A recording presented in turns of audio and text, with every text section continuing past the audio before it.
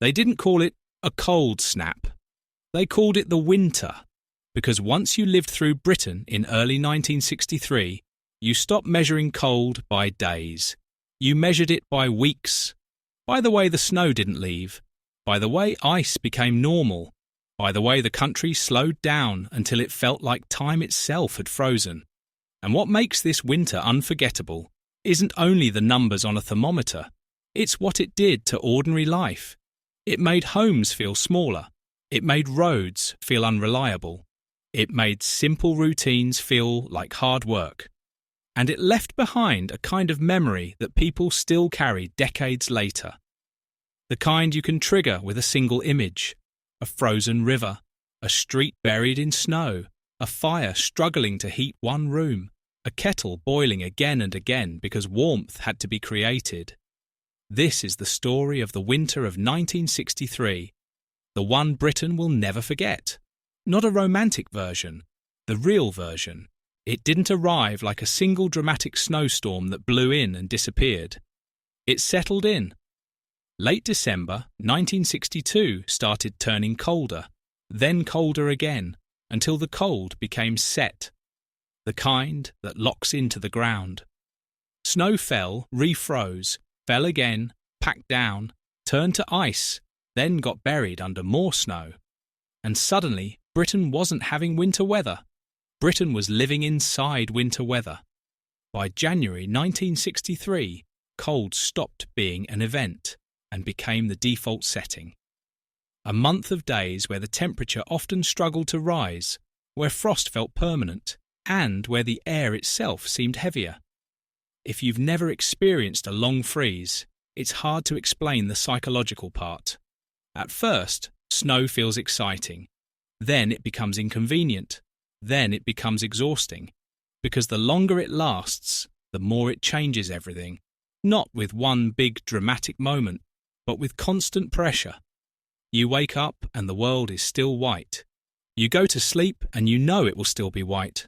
You stop expecting change. And when a country stops expecting change, it starts living differently. Now picture the Britain of 1963. This is crucial, because modern people imagine dealing with cold in a modern home, with central heating, double glazing, tumble dryers, and instant hot water everywhere. But for many families in 1963, warmth was not automatic. Warmth was a project. A lot of homes relied on a fireplace, a gas fire, or whatever heating they had in the main living room. Many households lived by a rule that sounds like a joke now, but it wasn't. One warm room. The living room became the survival zone. Doors stayed shut to trap heat. Curtains were pulled early. People layered clothing indoors, jumpers, cardigans, thick socks, and nobody expected the house to feel warm in every corner. Upstairs bedrooms could be brutal. Hallways could feel like outdoor air. Bathrooms could be icy. Getting dressed in the morning wasn't just routine, it was a sprint. So the house changed shape. Life shrank inward. Families gathered where the heat was, not because it was cosy in a trendy way, but because the rest of the house was losing the battle. And the colder it got, the more you felt it in the small details. Pipes freezing, windows icing, condensation turning into damp, laundry taking forever to dry, shoes staying wet. That constant feeling of cold hands. Not dramatic pain, just a low-level discomfort that followed you around like a shadow. And through it all, the kettle became the most important machine in Britain. Tea wasn't just a drink, it was a heat source, a reset button, a way of making the inside of your body feel normal again. Outside, the country transformed into something Britain rarely becomes. Rivers iced over. Ponds became skating surfaces. Snow drifts built up in places where the wind could shape them into walls. And it wasn't just a North story. It wasn't just Scotland or the hills. This freeze spread across the country in a way that turned familiar landscapes into something strange and almost continental. The most famous image is the one people still tell like a legend. Parts of the River Thames, freezing enough that skating took place. And, in one notorious moment, A car was driven across the frozen Thames near Oxford. A car. On the Thames. That's the kind of fact that doesn't feel British. But early 1963 wasn't behaving like a normal British winter, and it wasn't only rivers. Along some coasts, inshore sea ice appeared, the kind of sight that makes people stop and stare because the sea, in the British imagination, is supposed to move. It's supposed to be grey and restless. Now it was trapped. When the sea freezes near shore, it's not just cold. It's a message. It says, "This is extreme." Then came the practical damage. Because winter isn't only scenery, it's logistics. Britain runs on movement, deliveries, transport, work, school, supplies. And the Great Freeze made movement unreliable. Roads became treacherous under ice and compacted snow. Rural routes struggled. Buses couldn't always run. In some places, villages could become cut off, not because the country was helpless, but because the cold lasted so long that clearing became a constant chase. And when transport is inconsistent, life starts narrowing. Shops have less. Choice shrinks. People buy what's available rather than what they want. You plan differently. You ration your effort. And on top of that, cold creates a second kind of pressure. It makes the systems behind daily life more fragile. Electricity supply was strained, and there were power cuts and interruptions in early January. And the moment power becomes unstable, home life changes instantly.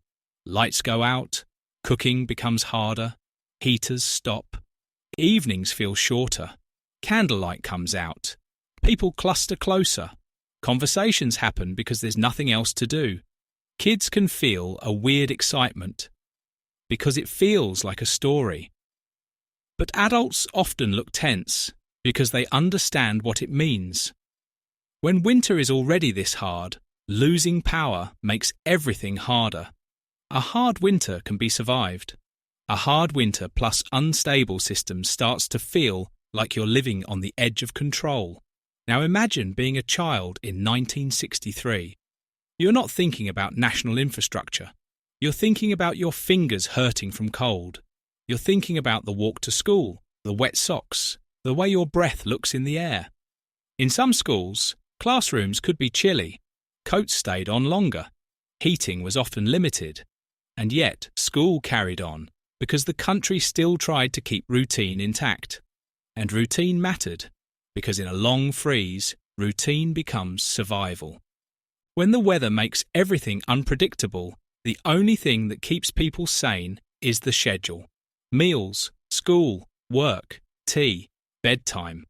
That's why so many memories of this winter are domestic.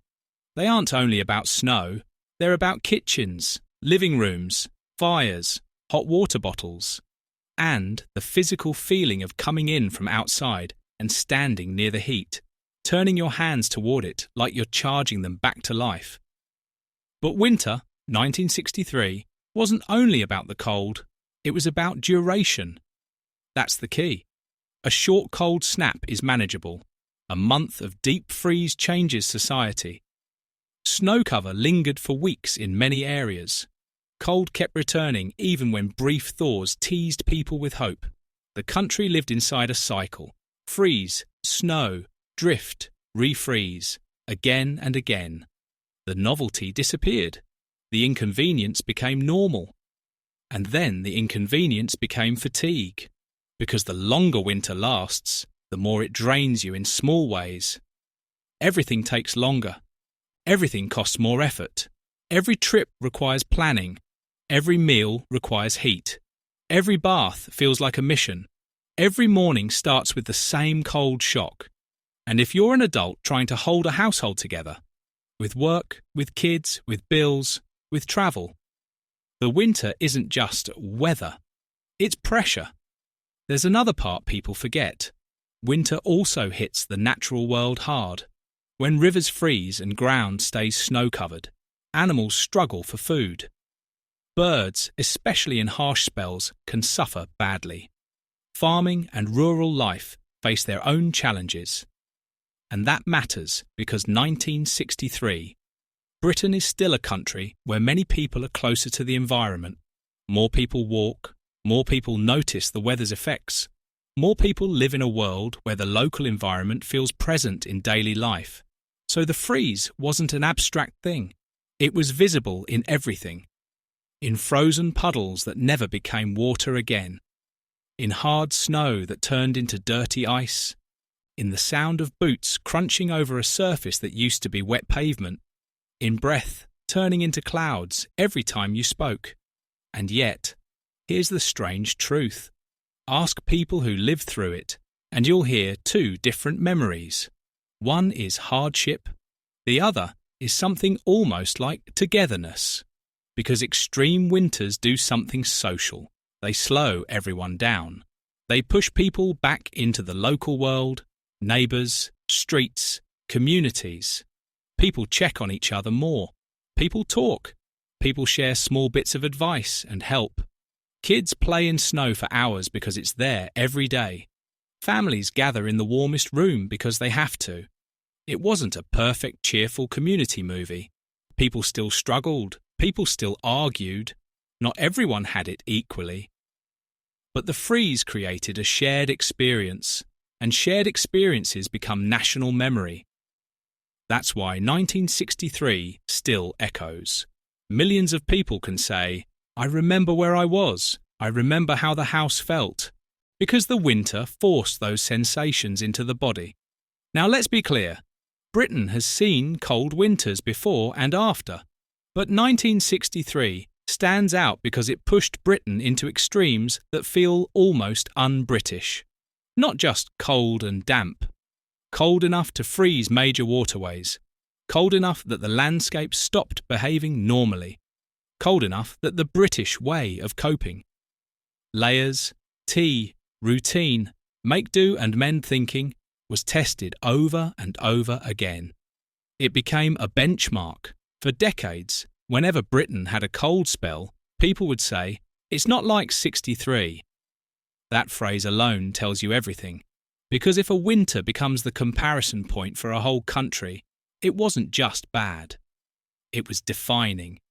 Eventually, the grip loosened. Not all at once.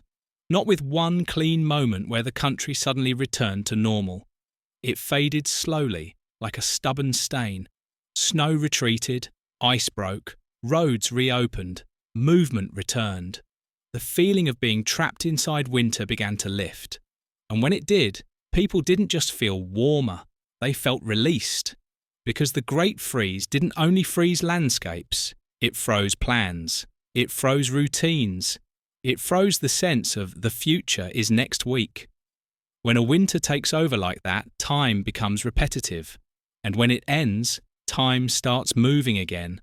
If you want to understand why Britain will never forget the winter of 1963, don't just picture snow.